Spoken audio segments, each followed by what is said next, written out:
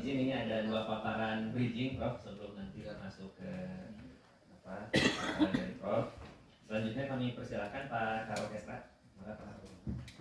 Jangan lupa 10 menit Pak Karo ini mohon izin privilege.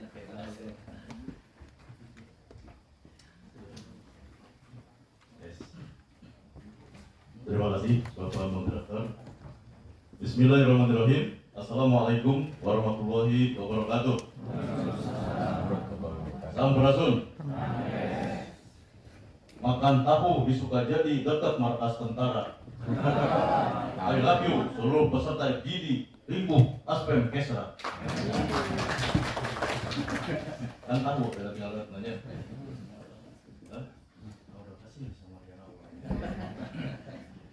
Alhamdulillahirrahmanirrahim. Wassalatu wassalamu ala asrofil anbiya'i wal mursalin wa ala alihi wa sahbihi ajmain. Rabbi shrah li sadri wa yassir li amri wahlul 'uqdatam min lisani yafqahu qawli. Yang terhormat Bapak dan Ibu semuanya, narasumber utama kita sudah hadir, Bapak Ibu Sabri dan juga Anjak Utama, Bapak Ibu pimpinan OPD, baik lintas provinsi, baik pusat, versi vertikal, perwakilan kabupaten kota, dan seluruh peserta di FGD pada siang hari ini. Izin kami menyampaikan beberapa hal berkaitan dengan peran fungsi kami di Biro Kersa. Ya. Biro Kersa, karena kita kersa naon we pada Nuka hiji biro kami di bawah Pak Asisten, tugasnya versi Pergub 133 tahun 2022 adalah membantu asisten pemerintah Kesra dalam menyiapkan, mengkoordinasikan, merumuskan kebijakan serta memantau evaluasi pelaksanaan kebijakan di bidang ada bidang mental spiritual, ada bidang kesejahteraan rakyat non pelayanan dasar dan pelayanan dasar. Tapi pelaksanaan tadi biro kersa naon we bukan nama.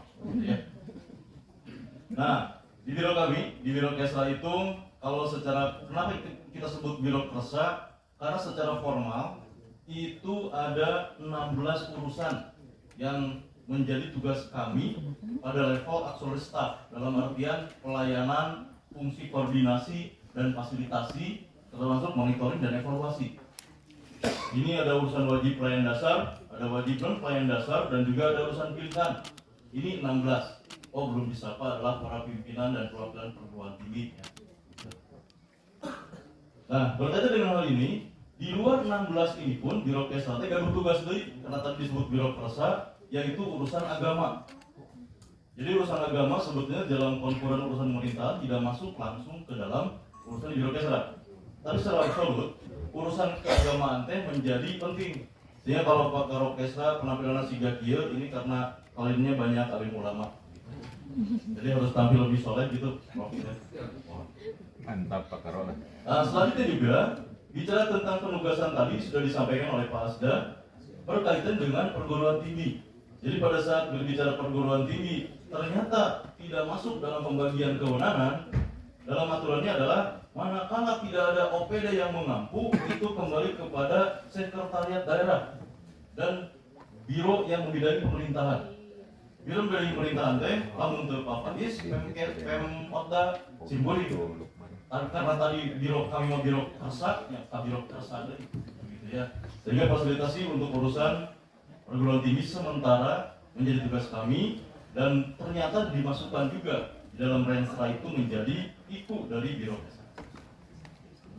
Nah, selanjutnya kalau bicara visi, misi, tema, pokoknya pasti mah istimewa, begitu ya. Dan mungkin kalau kita bedah ulang waktu mengalami, begitu mungkin izin ke Prof. Cecep, beliau yang lebih ini.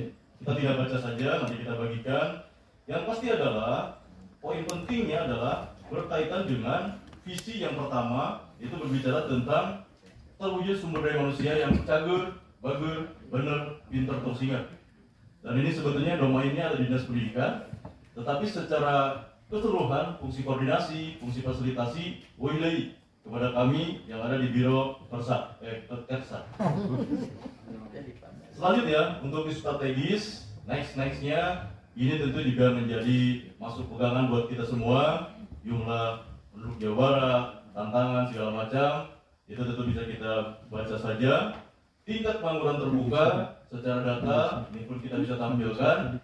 Tapi ini tadi langsung sudah dirangkum oleh Pak Sekda bahwa bagaimana target-target kita menjadi optimal. Nah, di forum yang baik ini ada hal yang menarik adalah bahwa pada saat peran kami Biro Kesra itu secara kewenangan adalah 16 sektor plus gitu ya.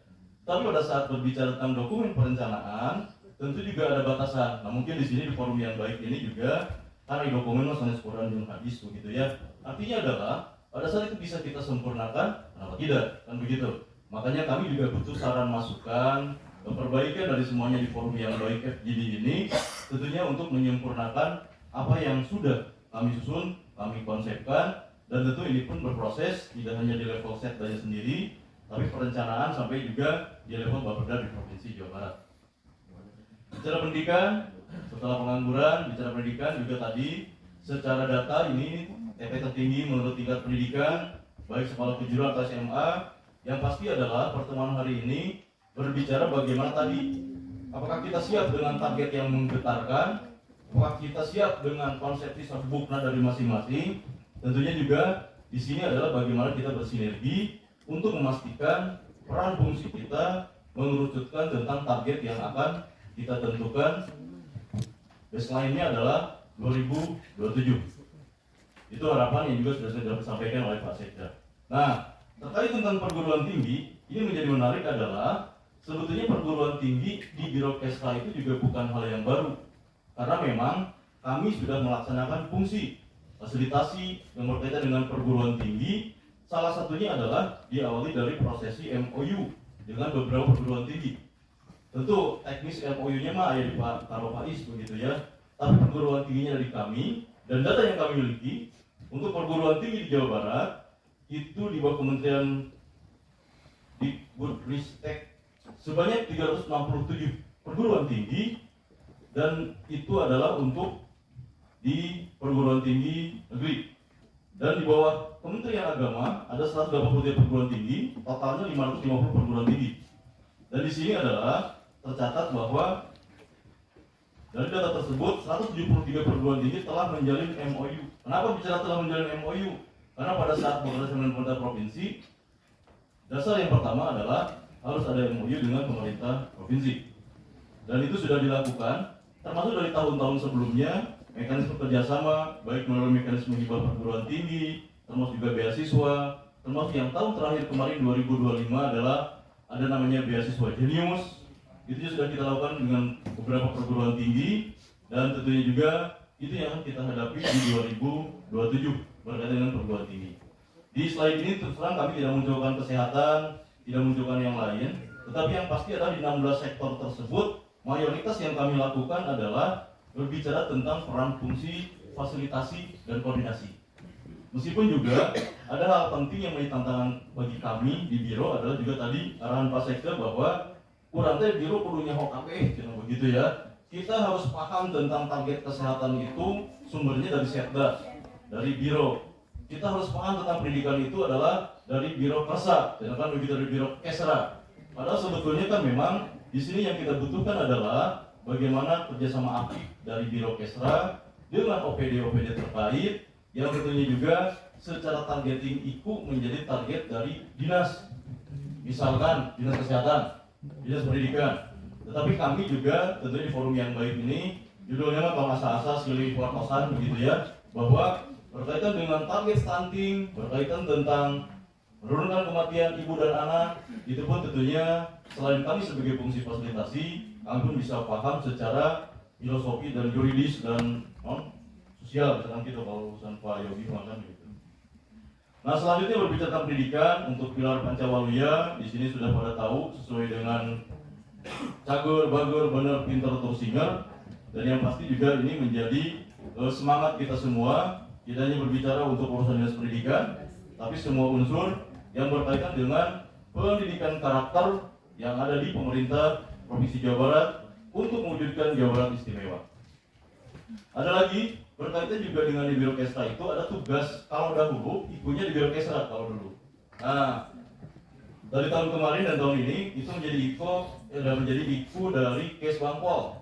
Tapi kami tetap melakukan fungsi fasilitasi, yaitu untuk pemajuan kebudayaan dan nilai agama yang belum optimal, Sehingga di sini kami pun kemarin mengusulkan mengundang dari FKUB, dari Kesbangpol, karena ternyata juga indeks kerukunan umat beragama tentu itu pun menjadi salah satu poin penting penilaian untuk penilaian bagi kinerja pemerintah Provinsi Jawa Barat. Nah, untuk indikator kinerja utama Biro Kesra 2023, 2024, 2025. Di 2025 yang pertama nilai kualitas perencanaan kebijakan kesejahteraan rakyat itu sudah kami lakukan dan saya target secara angka ini ada poinnya. Ada nilai kualitas evaluasi pemanfaatan kebijakan kesejahteraan rakyat. Nah, ada juga persentase capaian kinerja intervensi RB. Sebetulnya ini bukan hanya di Kesra, ini semua biro. Dan ini yang terakhir di dokumen Renstra Biro Kesra terdapat persentase partisipasi penduduk usia 16 tahun ke atas yang melanjutkan ke pendidikan tinggi. Nah, ini juga yang menjadi indikator sehingga tadi inline juga dengan peran kami untuk fasilitasi berkaitan dengan hubungan perguruan tinggi. Nah, untuk indikator utama, kinerja utama Biro Kesra 2027 kami detailkan dari mulai sasaran kinerja, indikator kinerja, dan target di 2027. Tentu ini secara keseluruhan lebih cenderung mengandung makna normatif sebetulnya. Jadi pada saat tadi semangat Pak Sekda untuk berbicara, mari kita buat target yang menggetarkan. Berarti di forum yang baik ini mari kita elaborasi bahwa pada saat bicara tentang stunting di bawah 10%, bagaimana peran kami di Biro Kesra, bagaimana peran dari dinas kesehatan yang secara langsung mengampu, dan juga dinas-dinas lain yang notabene akan sangat mendukung pencapaian dari target-target itu dari masing-masing OPD dan masing-masing dinas. Ini untuk penerapan Pancawaluya. Dan bicara tentang strategis, arah kebijakan, strategis, sampai program strategis, ini sudah kami susun dan bisa nanti kita bedah bersama. Tapi yang pasti adalah diawali berbicara tentang poin yang terakhir untuk urusan perguruan tinggi. Tentu program strategisnya adalah kerjasama dengan perguruan tinggi yang dilaksanakan kemarin awal tahun ini adalah kita sudah melaksanakan kerjasama dengan Universitas Pajajaran untuk melaksanakan KKN di 2 wilayah, yaitu di Indramayu dan di Sumedang, dan fokus adalah untuk menembak kepada sasaran berkaitan dengan problem di Jawa Barat yang menjadi tugasnya adalah urusan kemiskinan dan juga urusan persampahan. Nah, dengan universitas-universitas yang lain, kita pun tentu bicara kerjasamanya itu tidak hanya risetnya saja, tapi juga berbicara bagaimana pengabdian masyarakat dan bagaimana KKN itu, kalau dulu ada namanya KKN tematik, nah mungkin sekarang KKN yang bisa fokus kepada sasaran-sasaran yang dibutuhkan di wilayah Provinsi Jawa Barat. Itu yang menjadi salah satu berkaitan tentang perguruan tinggi, dan itu sudah kita elaborasi baik strategi juga program-programnya. Di sini memang tidak kita munculkan secara utuh terkait tentang keagamaan.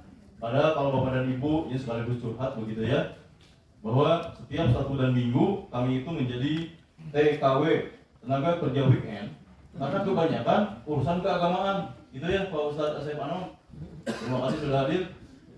Karena alhamdulillah bulan nanti udah mas Sabtu dan Minggu tengah puting gitu ya. Tapi alhamdulillah dengan saya sering hadir di sana lebih soleh Pak Taruh gitu ya. Tidak soleh apa? Lebih soleh. Secara umum itu yang dapat disampaikan. Mungkin nanti di forum diskusi kita akan bisa lebih mendetail lagi. Saya terima kasih. Dan sebagai semangatnya, mungkin tadi kalau bahasa Pak Sekda saya mengulang urut, katanya Egang, dan begitu ya. Kalau kami di 2025 punya nama Ajegang, Mariung Ajeg segala bidang. Tapi itu 2025, Pak Prof. Nah pas 2026 kami rubah menjadi Cikur. Apa itu Cikur? Adaptasi dan bersyukur. Nah, itu yang harus kami lakukan, kami sampaikan. Mohon maaf bila ada yang tidak berkenan.